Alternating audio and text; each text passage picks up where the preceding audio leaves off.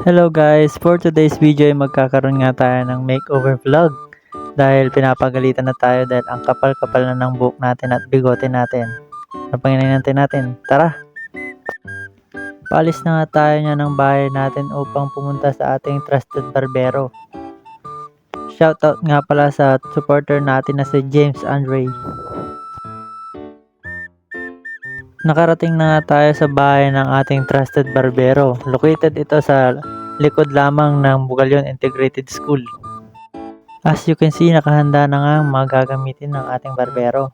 At kinukumutan na nga tayo ng barbero natin at lalagyan ng tissue sa leeg. At inuumpisa na nga tayong gupitan ng ating barbero. Ang tawag nga pala sa pinapagupit ko ay taper fade. Shoutout na rin pala sa ating poging-poging barbero at tropang kalapatids na si Jonathan Sosing. Yan, siyang nagugupit sa atin ngayon. At chine-check up na nga po ng ating barbero ang ating gupit para sa finishing touches. At ayan na nga, tapos na nga tayong gupitan ng ating idolo. Wait a minute! Who are you? Bigyan na natin yan ng malupitang montage.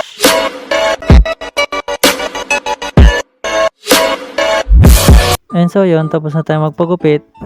At dahil nga sa init ng panahon kanina, naisipan ko ang bumili dito sa Big Brew. And so yun, nandito nga pala ako sa park namin. Dito ako tatambay habang nagpapalamig.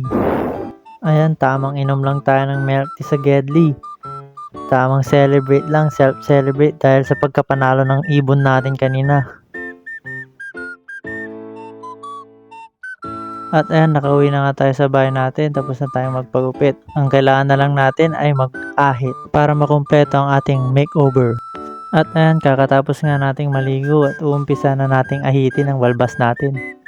Nilagyan ko nga pala yan ng sabon guys dahil wala tayong shaving cream para hindi masakit ang ating pag-aahit ng ating balbas at bigote.